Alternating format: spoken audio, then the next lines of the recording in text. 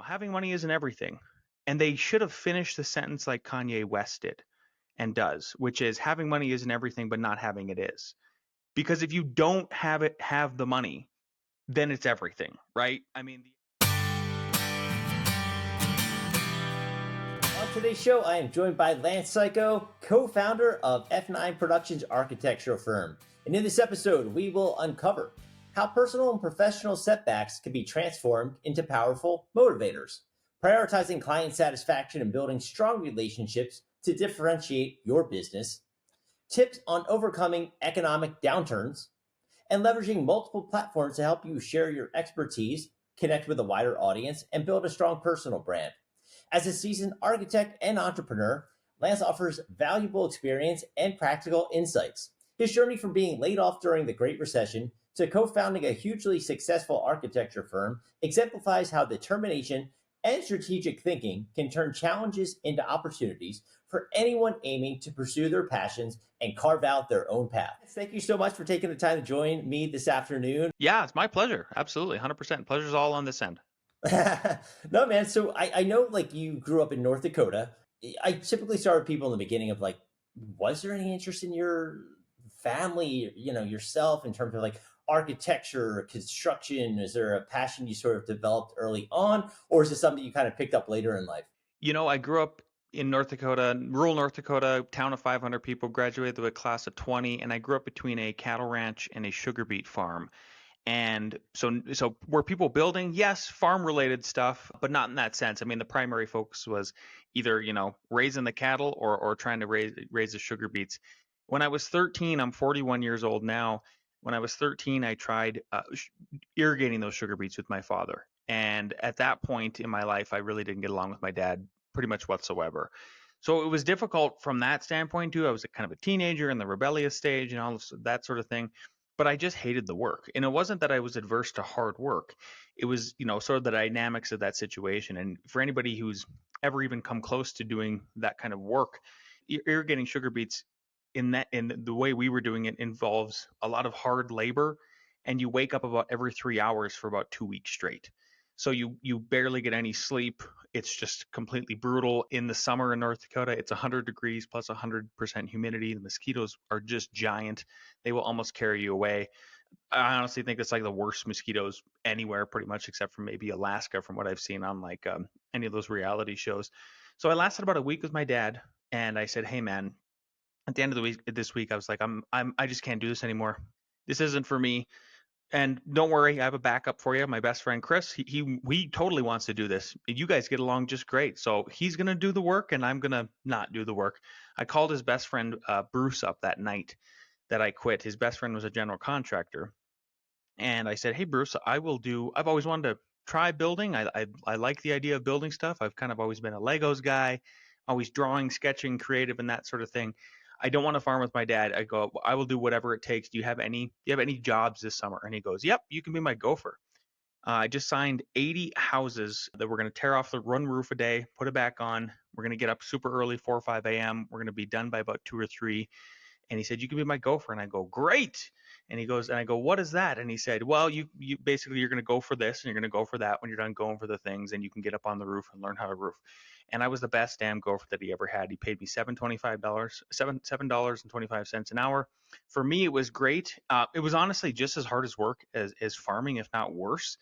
But we could at least go home and get some sleep. And I just completely fell in love with the construction industry at that point. I love sort of the bravado with the guys and just kind of, that whole environment. I like the hard work. I like the idea that we could see what we did throughout the day. I love that it was a skill. And then having working with Bruce, it was sort of like and I hadn't read the book yet, but once I did read the book later on in my 30s, and that book was Rich Dad Poor Dad by Robert Kiyosaki, I realized in hindsight that I had the rich dad and the poor dad. And the poor dad was my dad, who was the farmer, and my rich dad was Bruce, essentially, in terms of a father figure. And they had a vastly different relationship with money, and it just was very obvious to me. And it kind of, my dad, who raised me on the farm and everything, his the way he traded money was it was a thing of anxiety. The statement him and my mom used to use all the time, and I call it a cope now. You know, having money isn't everything. And they should have finished the sentence like Kanye West did and does, which is having money isn't everything, but not having it is. Because if you don't have the money, then it's everything, right? I mean, the anxiety that you have around just that and being comfortable really stuck with me as a younger kid who grew up, you know, very low middle class and in a rural area with not a lot of opportunity.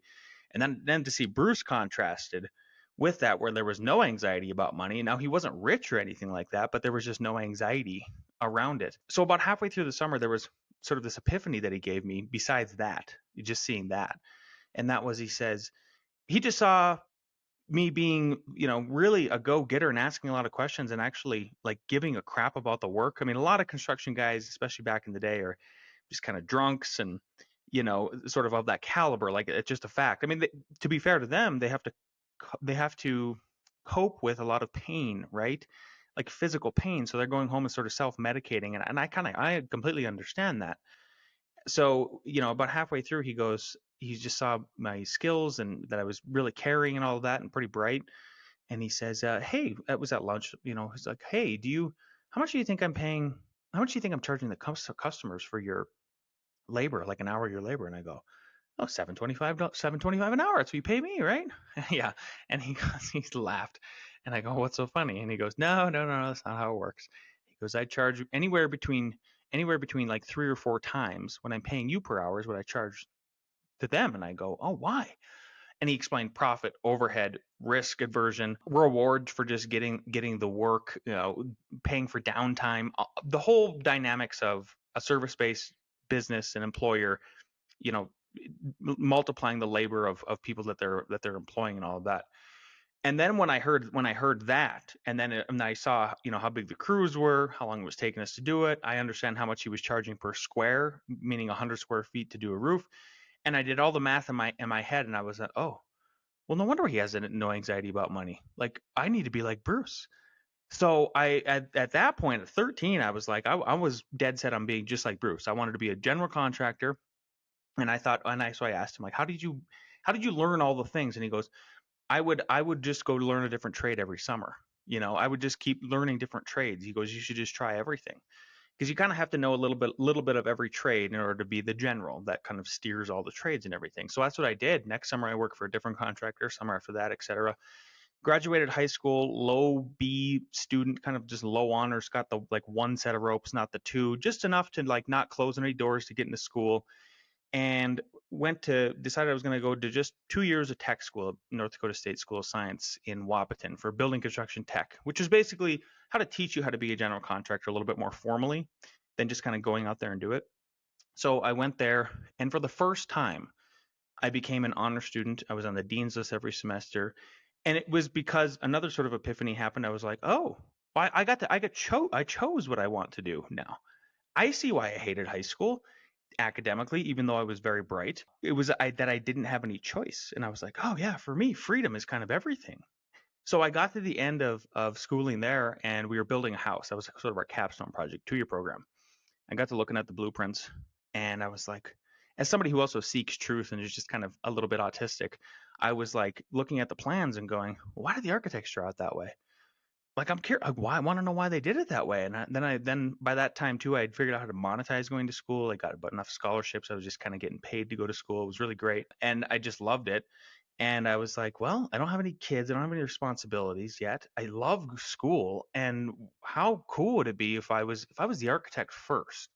I would have the client first, and then I could have them as a building client later. Like, I could kill two birds with one stone. Then I'd really be free of this anxiety of money. Like, I could control the whole sphere of the whole thing. And so I applied to the university 70 miles north, North Dakota State University, to their master's program, got accepted again, accelerated to the top of the class, graduated at the top. And then that sort of brought me where I'm to Colorado anyway, for my first internship, and got me into, you know, this field. That's remarkable, right? Because you know you do hear people that sometimes they luck out and they are put in that sort of path that was always meant for them. Sounds obviously like that's what you were. You just didn't know it, and who was really guiding you there. So being able to be in sort of in control, right, the driver's seat for the first time, has to be liberating, but obviously you thrived at it as well. You said you moved and then you got this internship. And then how does that lead to your first job as I think it was like a project manager? Yeah, first job was with Studio HT in Boulder. And what I had done, what I was there is I was a project manager at like a probably of too early of an age to be one, but I think it was in my building background that I proved to them, it wasn't a mistake if they decided to do that. We lasted there about 9 months until I got laid off. And then at that point, was driving home. I was married at that point, in tears, calling Granny, very dejected, and it was because of the Great Recession. It actually had nothing to do with anything that I was doing wrong. They just didn't have any work, and frankly, they were poor business people because they didn't. They were kind of the kind of architects, especially you can imagine from Boulder, where they were like, we don't have to advertise. This isn't a business. This is more of an art than anything. And so then when Alex and I started our business, started our business kind of in reaction to those people just being so poor at running their businesses like a business. A lot of architects kind of suffer from this. We had sort of this because a lot of it is artistic and creative and that sort of thing. It's almost like a sin to really care about profit and maintaining and procuring a business and all that good stuff. And this is Alex Gore, right? Your business partner? Yes, sir. Yep. Okay, so how did you meet Alex? And like, sort of, in terms of when you're was it okay? I have this skill set, you have this skill set, or is it, hey, look, we just both like each other and we want to go into business together and we're ready to take? Because I was in a similar spot where I sort of a business partner and I took a leap in that same time frame where it's like, hey, there's a recession going on and you're starting a business, so it's a very scary time just because there's not many jobs, but you're also starting a company that could just further put you in the hole. In terms of the circumstances that led you and him together, can you walk through that? Yeah, let's go back in time to maybe 2003 or 2004. So it would have been second year, first semester of architecture school. And basically the first year is at North Dakota State anyway, it starts with about 3 to 400 people. And then you get selected. Like you have to have a certain GPA, you have to have a certain portfolio, and then you get into the program. And so I was one of the lucky ones to get in. So was Al Gore. So by the time we get to second year, then they split into basically four groups of like 12 to 15 students. And they're called sections. And then you have one professor per student and stuff like that. So Al and I was a professor for the first for fall semester. That second year was Daryl Booker. And I love Daryl. He was very strong-handed, very in terms of the way he would critique you. Not a bullshit or anything like that, just kind of straightforward. And then Al Gore was in the same studio, and the first design project we had to do was we had to design like this shelter for like a single person shelter, and we got a certain amount of materials, different kinds of materials to work with, that sort of thing. And Al picked like an island. I think you could pick four different sites. I picked, or you were signed. Like you could go to Belize, or you could go into the mountains in New Mexico. And Al picked the beach, and I'll never forget it. And here's why. Like then I started to just pay attention to this guy, this kid back in the day. There was a little pot. He was presenting his work to the studio during our crits. And in the middle of his little shelter, it looked pretty cool. It was, this very nice, unique little shelter and everything. But he had like a little fire pit, and it looked like there were bones in there. And Daryl goes, at the end, he goes, "Hey, one last question, Mr. Gore. Like, what is that fire pit in the middle?"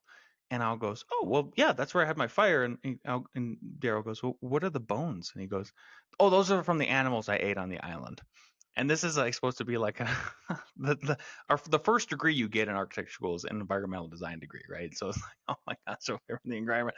I was like, and it was hilarious the way he delivered the answer and all of that. And I was like, and everybody seemed to gravitate towards him too. Al, he just had that kind of charisma about him. People just wanted to hang out with him, and he was funny and all the things. I was like, I gotta get to know this kid. Like too many people like him for me to not at least just get to know him a little bit. Plus, he seems like a decent designer. So the second, so it would have been spring semester at second year. I purposely sat across from him, and he actually, I didn't know this, thought the same in the opposite. The reason why he thought the same in the opposite is because he started to see things. I was so impressed with how gregarious he was. Like he could go up and just make friends with everybody. And I wasn't that person. I think I probably am now because of all this, just being an entrepreneur for so long and being an extrovert, and reading a lot of books and all that stuff. But what he saw in me was he goes, how does this guy get all the girls? Like, I don't understand. Al, I don't even think had a kiss at that point, that type of thing, you know? He was like, I'm going to sit across from this guy. And he was like, the other thing too, he's like, Lance is cocky. I want to sit across from him. And so we sat right across from each other and got to know each other that semester.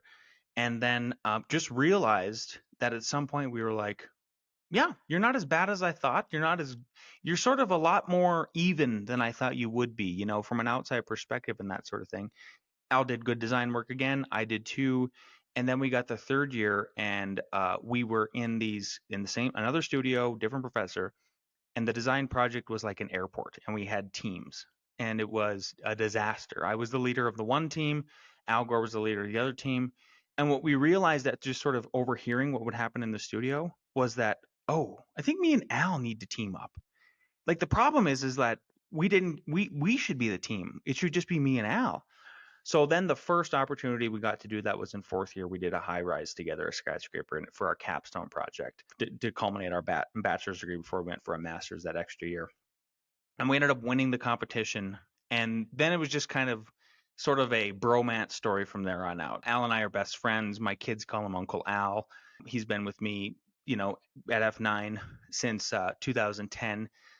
When we graduated, the running joke was, in 10 years we'll start a firm, you know, because you know there's a lot of licensure you got to go through, you got experience, all that kind of stuff. Well, after we graduated, I went to Boulder, as everybody knows, and then Al went to New York City and worked for Studio Daniel Libeskind, the guy who did the master plan for the World Trade Center rebuild.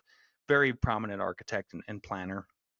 And you know, we both got laid off for the Great Recession. Al's was even more traumatic because he was in a high rise watching the guys in the briefcases like come out of Wall Street when it all crashed, just carrying their stuff. You know, Lehman Brothers was right there, that sort of thing. And so Al was completely dejected, just like I was. He got laid off a little bit before me because it hit the coast first and went inward, like everything does. And he says, well, this recession can't last long. I'm going to go back to school for one more year and get my master's in construction. And I go, cool, cool. That sounds like a plan, buddy. Well, I'll be here in Colorado. And I hadn't got laid off yet, but I could see the writing on the wall. So I started making all these BIM models. They're CAD models, essentially, like furniture, high-end furniture. And I would upload them to this website called Turbo Squid, because my idea was I was going to create another stream of income for me and my family, just in case I did get laid off. What ended up happening was I was uploading so much of those models while Al was, again, back in grad school, again, trying to withstand the recession.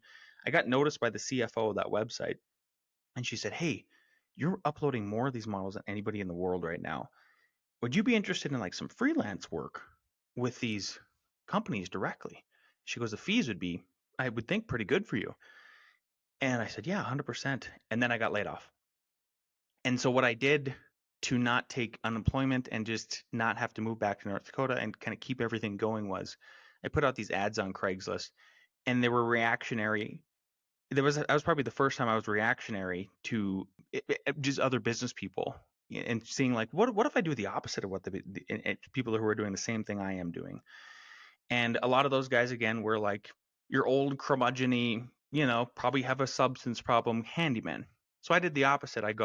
My ad was hilarious. It was something like, young, smart, handsome, sober, master's degree handyman or something like that. And I had like, the phone would not stop ringing. I had all these housewives in Boulder call me and they'd pay me cash and I would do all, just whatever, paint, you know, tile, all kinds of stuff. I was busier than ever. I was happy, and while I was waiting on these BIM contracts, these CAD contracts to come through, they eventually came through. Then all of a sudden, I landed a house. I got a clinic.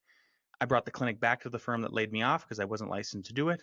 And then Al was getting ready to finish his master's degree, second one, and nobody was hiring still, obviously. And he went back and lived with mom and dad, hated it, just hated it, was totally dejected as a young guy. Like, I'm here, I have all these degrees, and I'm like an award-winning architectural student, and I'm just on the couch, horrible. And so I told him about all the work, and I go, just come down. Let's try it. Like, how much cash you got? It an apartment opened right above mine. And so he goes, yeah, I got 3 months. Let's do it. Like, I got nothing better to do. He moved down with nothing.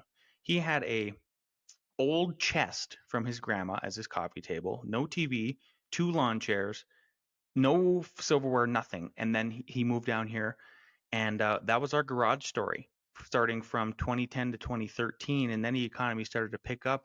And the past decade since then, it's been an insane kind of trajectory of growth. Again, we've done a lot of reactionary things like other architects don't pick up the phone, we pick it up. Other architects don't email back within an hour or a day, we do that better. Customer service first, listening first, all that stuff. Like, to us, good design is going to happen no matter what. It's the customer service that we focus on. The way it's kind of culminated is we've just won back-to-back awards for the best of Mile High, which means you're the best in customer service and architects in the whole state of Colorado. So we're it's been incredible. Yeah, no, that's and I do want to get into that. I was going to ask you though, when he comes down, you're sort of formulating the business. What's the significance behind F9? Yeah, how do you design a logo? How do you come up with all the basics in the beginning when you're like, okay, we're going to put this business together, but we have to go out and pitch business. We want to look professional. How do you start? Yeah. So the name is, if ever, on your keyboard, there's a key at the top, and it's the F9 key. We didn't have any built work when we first started our firm. So it's like you're saying, Joe, how did you market yourselves then? All we had were these photorealistic architectural renderings made by the computer based on like our school projects or just theoretical projects that we did, or like we're doing with maybe some current clients that we somehow managed to wrangle right away at the beginning. So all we had were, you would hit the hotkey on this piece of software we used to use. It was 3ds Max, and the hotkey to render those and execute those and like make those renderings was F9. So that's where the name comes from, and it just revolved around there. I was like, well, all we have is F9 Productions right at this point, and then it kind of went from there. And since then, we've created F10 Productions, F11, F12 is our first real estate development company. In the building that I'm actually sitting in right now is our development. We architected it, built it, and then obviously did the development side of it and kept it as an investment property. F13 we skipped, and then F14 is our construction company. Oh, that's awesome. So was the plan though for the both of you to never go back to a day job, or was it let's try this out? He's got 90 days of whatever, severance or who knows, right? Whatever or savings. I think it's actually a little bit of all of the above. But I will say it's actually, if I had to really sum it up on something, it was I was so mad at the people that laid me off that it was just the Michael Jordan chip.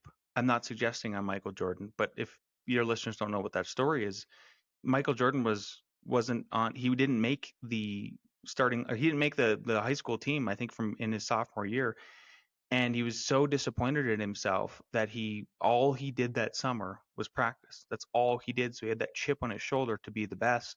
And then he made it his junior year.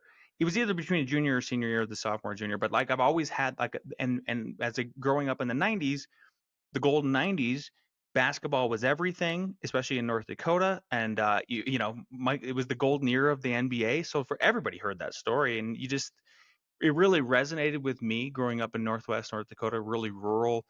Again, growing up in an environment where we were low middle class and having the anxiety of money, I just always had a chip on my shoulder.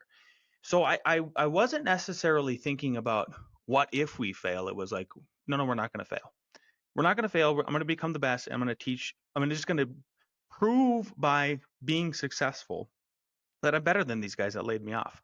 And then that's why we essentially started the podcast, because when we got to year 7, from year 2010 is when we started to 2017, then a light bulb went off in my head and I went, oh yeah, we're at year 7, like we haven't failed yet.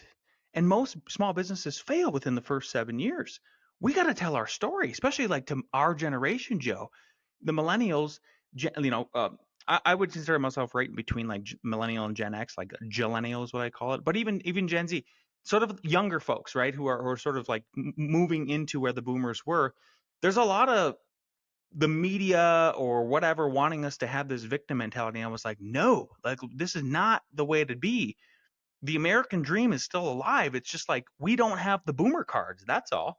We have the millennial cards, and we have to play our cards way more careful than the boomers. The boomers could just throw down whatever. They just aces. They just got aces every time, right? Whereas we might have like a very terrible poker hand, and we just have to keep playing it strategically and carefully. And I wanted to share that message. I also wanted to capture that knowledge too, and eventually maybe do a book or something based on the podcast and stuff like that.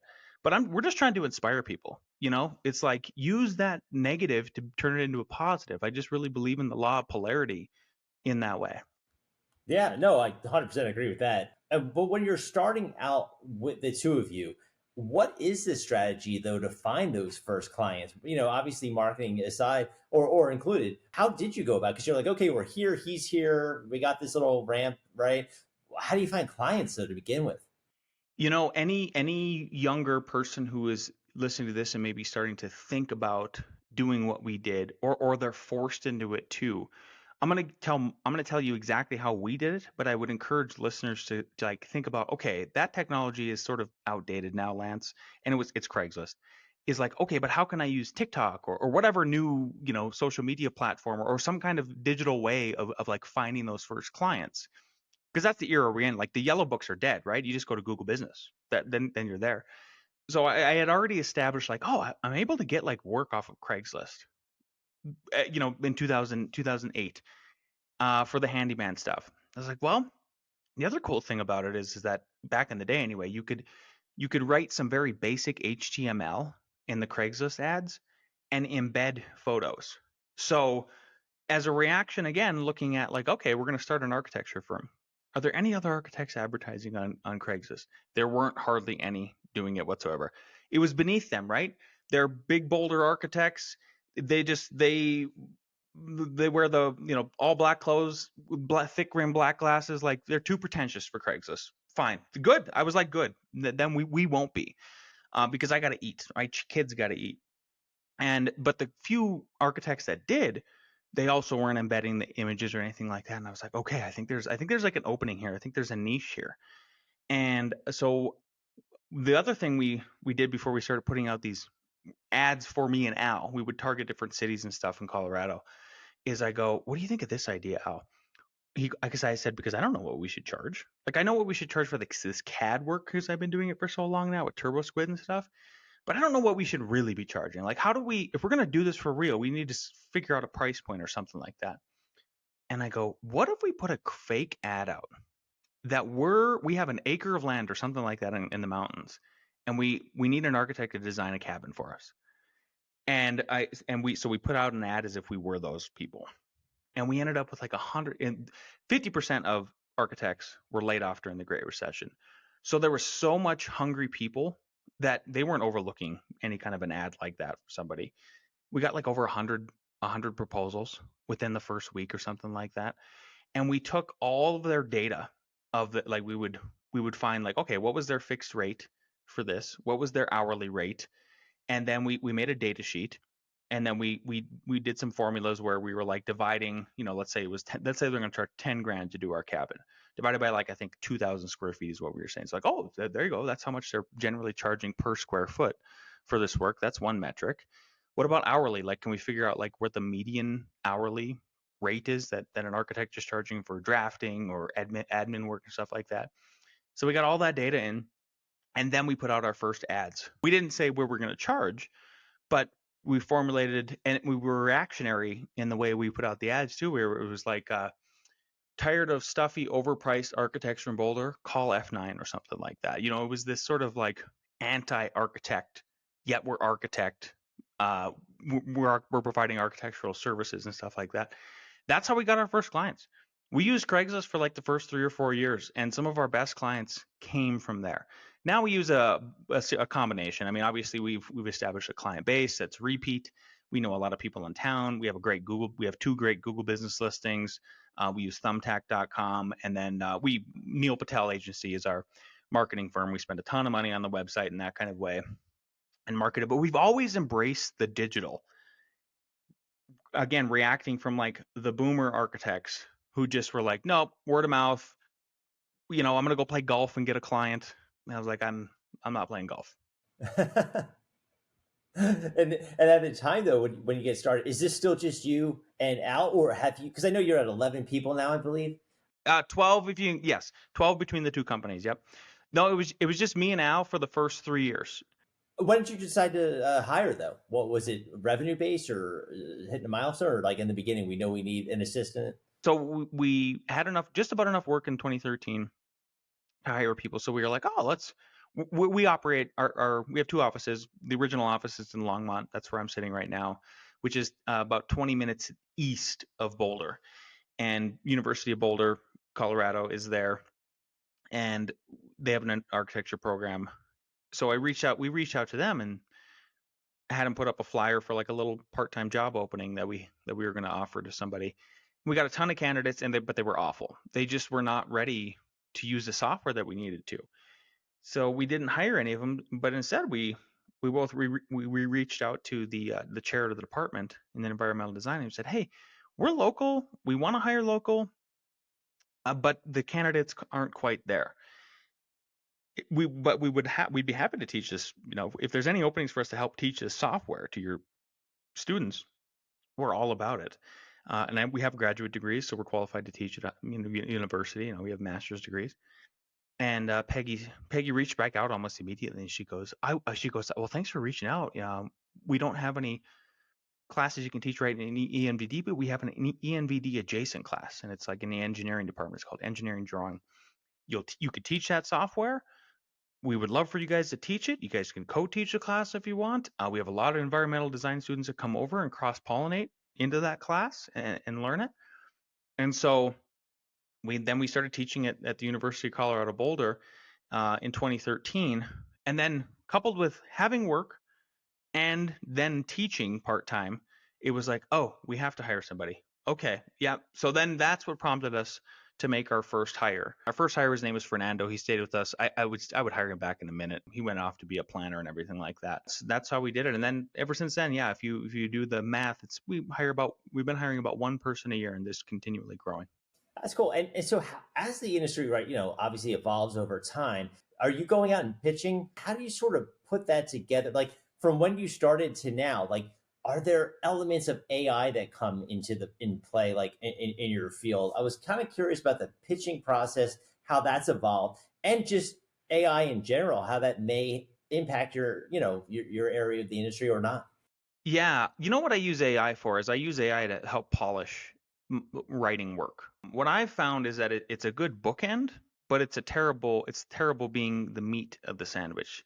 So it's a good idea generator. If I say come up with 10 different topics for a window blog or something like that, or outline a window blog that needs to be at least 2,000 words or something like that, it'll do a pretty good outline, and then I'll tweak it myself, and then I will just start writing.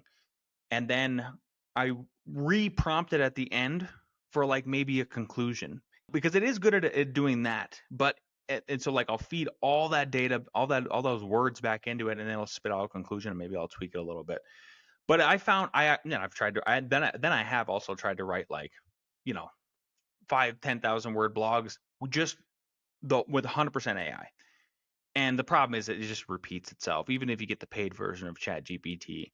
So that's why I think it's a good bookend. It's sort of something you can lean on in that kind of way. I use it for marketing in that sense. Maybe doing press releases, that's pretty simple for us to do too. Is like have it quickly do a press release for us, send it off to the press. The pitch I can't say I've used any AI for that, but again, kind of sort of reacting to like how is the industry pitching? And based on that very early on experiment where we saw all the proposals from all the other architects, I would say at least 99% of them that we got way back in the day in 2010 when we did that experiment, that initial experiment to see how is everybody else doing business. It was, why are these architects trying to pitch to clients with words? I thought they were architects. Like you would think we would start putting in some images trying to describe the process, the design process, and what it's like to work with us from pre-planning all the way to post-planning services and stuff like that. So Alex and I ended up developing a hybrid proposal, one where it took like what we thought was the best legal language, borrowing from those contracts and modifying it with our lawyer and everything like that, and then the other half is graphics. So we dissected, a project, each of us, that we had done where it went about in the kind of sequence that we wanted to, starting with floor plans and then moving into elevations and roof plans to electrical and structural and post planning and all of that kind of stuff. And we ended up with this beautiful little sales booklet that is not only a contract, but it's a sales tool because it helps everybody understand what it's like to work with an architect. Most people have not worked with an architect. A lot of people still think architects are just like engineers and vice versa and all this other stuff. So there's sort of that unpacking that needs to happen. And then it goes to our portfolio and we kind of culminate with that. And the sales meeting typically is me meeting on whatever property it is, a house, a commercial building, something like that. And I'm usually listening for the first half, if not maybe the first 3/4 of the meeting. I'm just listening intently, asking questions, jotting down notes. And eventually the potential client runs out of steam in a good way. Like they just sort of, they're just like, okay, I think I've told you everything I want. And I go, okay, great. And I go, would you like to hear about what it's like to work with us based on what I've heard today? And yep. And then it turns over. And then our rule of thumb is we try to turn around proposals within 24 hours, because most architects it's like weeks, days. Who knows if you're ever going to get it? I mean, we just have this. It's just like the lack of customer service. I'm thankful for it. Like I'm very happy that the competition is doing such a poor job still. Yeah. And you did mention that. I think you said it was best of Mile High Award for best architectural firm this year, last year. Looking back, you guys took this unconventional approach of, from your marketing, how you put the company together. But now, present day, you're seeing like the rewards of like, hey, taking that gamble. So, in lining that with like the mission and the values of the company that you started, is this kind of where you saw things going? Yes, yes, 100%. I just knew that like the focus had to be customer service. It had to be attention to detail in that kind of way. It had to be, we're going to outcompete everybody. We're going to out communicate. We're going to not outbid, because we're usually in the middle or middle to high now. But we can be just reactionary in that way, and it's proven that it's working so far.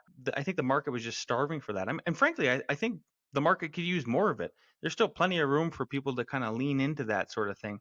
Yeah, no, and that's great. That's where you fill that in, obviously. And the podcast you did mention, Inside the Firm, one of the top architecture and business podcasts globally, right? So I would imagine from a personal brand of you yourself, us here talking, what sort of like opportunities or maybe benefits come from doing that you may not have anticipated when you started? Maybe it was just, hey, we're going to talk about the industry, but like, hey, I'm starting to get people coming to me for advice. The podcast itself, like, are there opportunities that come from that you maybe had not expected in the beginning?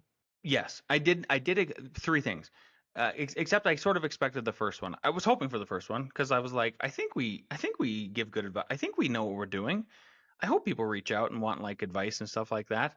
I was hoping for that, but the unexpected part of it was then when they say something like, "You inspired me to quit my job today and start my own firm," and then I'm like, "Oh wow, that's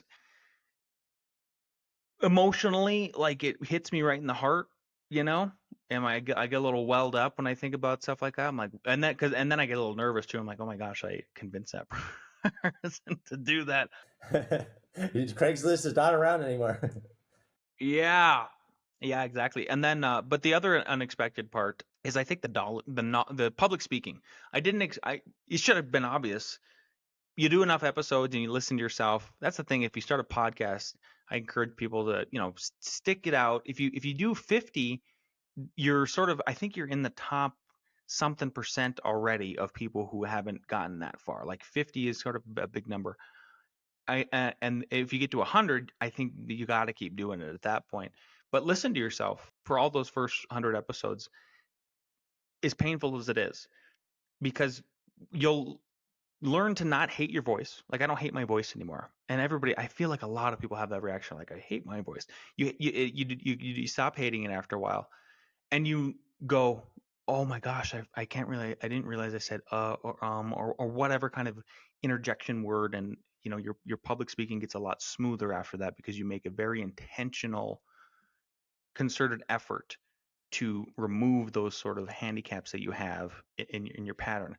So for me, it's helped with lecturing at the universities in that way. I get hired to do lectures too for different organizations, and then as a salesman too. I'm like, I just feel pretty smooth after a while, in that kind of way. I mean, my girlfriend would back me up on that. She'd be like, "Oh yeah, you're smooth."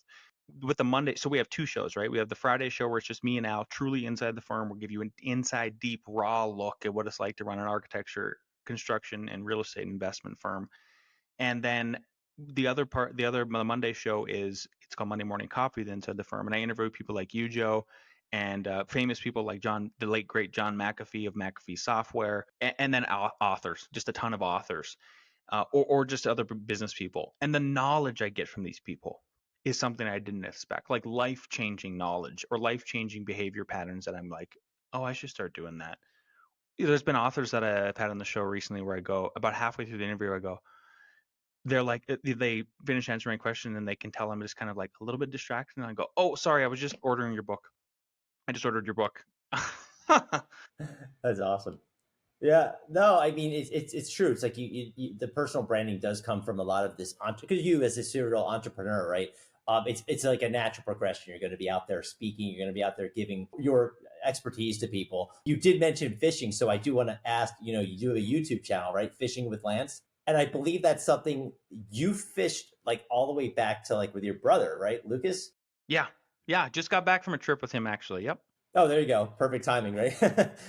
So is that like, besides being like a lifelong passion, is that a way now for you to sort of disconnect, or like what inspires you to share these like sort of fishing adventures, for lack of a better term?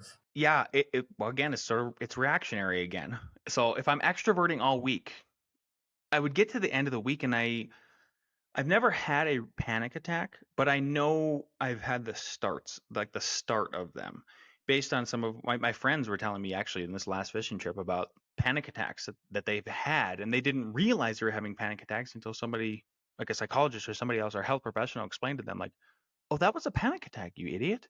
Like we, you didn't know that." So Derek, my friend Derek Maher, he was describing that his when he was having panic attacks to me, and I go, and then I described to him how I would feel like on a Friday after extroverting all week, doing all the things, teaching at these two universities, running all the businesses, being a father, a philanthropist, all the other stuff. And that I was explaining the symptoms I would have, where I would, after, at the end of the day, Friday, he goes, dude, you were on the verge of a panic attack. And I go, oh, okay, well, that explains it. So then I use fishing and hiking deep into the mountains, all the way up to the Continental Divide, like where nobody is at these very remote alpine lakes. Is I just completely introvert on the weekends. And in the summer, what I do is I carry that into Wednesdays. So on Wednesdays, when I'm done teaching at the universities, which just wrapped up this last week, every Wednesday I'll take off the entire day to myself and I walk in silence a lot, all by myself. It's a little dangerous in that way, but I kind of like that, and that's how I use those adventures. And the reason why I share them is because I would be all alone, and there's nobody else to witness like the magic that's happening, whether it's just walking or the splendor of the mountains and all of that. But like some of the catches up there in those crystal clear glacial lakes is what I target in the summer, and you can see down like 25, 30 feet in the water. And you just watch these trout eat your bait or whatever you're using. And I was like, there's a lot of people in the world I think that can't even make it here. I mean, they never will. I mean, 80% of Americans are obese. There's people that are handicapped. There's people who never make it to Colorado. There's people who just frankly don't want to do it, but they would rather watch. And then I thought about myself too, like on my deathbed, and I was like, I would like to relive this when I can't do this one day. Because there's one day my knees won't allow me to do it. And I would like to have that opportunity to share that with like my grandchildren and stuff like that. So that's why I do it, and then to inspire people. And I have inspired quite a bit of people too. I think that's one of the things I always am trying to be, is just a beacon of light for people to go like, if Lance can do it, I could do it. And that's not to diminish me. That's for them to kind of get the message I'm trying to spread, is which like, you can do it too. Like the only thing I had special is just discipline about the whole thing. It really comes down to that. And the discipline then led to the freedom, being able to do all of these things. So I've had people reach out on my Instagram on Fishing with Lance and say, hey man, you inspired me to pick fishing back up again and hiking, and my grandpa died. Some guy reached out the other day, he goes, my grandpa died and I watched your channel and I vowed that I would do this for this next summer. And then they're in the best shape of their lives, that type of stuff.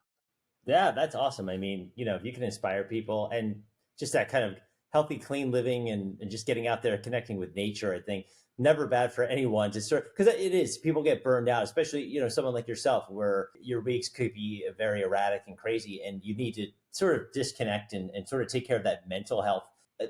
The firm is not old by any stretch, right? I mean, the 2009 was not that long ago, but where do you kind of see things going in the future? Where do you and Al want this, the company, you as a brand, to go?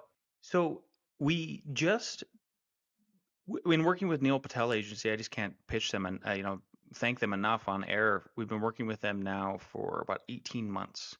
They're very expensive. That's okay. They are the best SEO web company, marketing company, I think, in the United States. And they took us from a Google ranking of like 32 to number one in the last 18 months.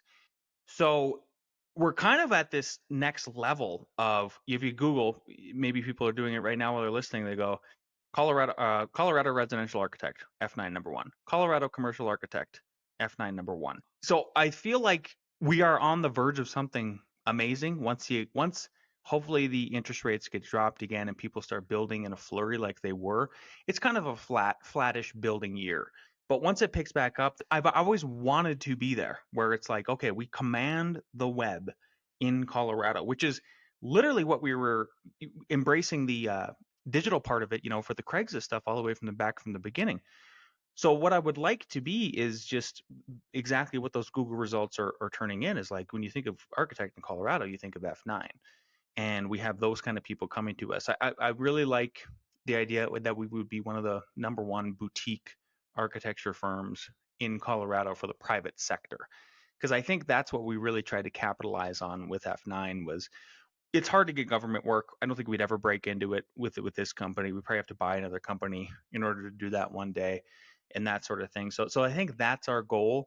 And the ultimate one is to just have 3 offices. We have 2 right now, one in Denver, one in Longmont. I would like to have one near Aspen so we can capture that market. And each office have about 7 people, 7 to 12.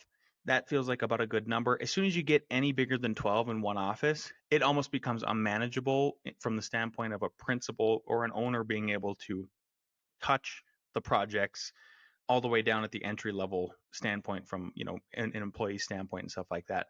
So that would be the sweet spot for us. And then maybe we talk about going beyond Colorado after that. Yeah, no, I don't think that that's going to be a hard one for you. Just I'm thinking of your trajectory so far, so I can imagine that's going to be happening much sooner than you're thinking. For people though who want to connect with you, obviously Google is your company. How about you specifically? Where are the best channels to find you? Oh man, LinkedIn. Go to LinkedIn and just type in my first and last name. First name is Lance, Lance. Last name Cayko, Cayko. That's Cayko.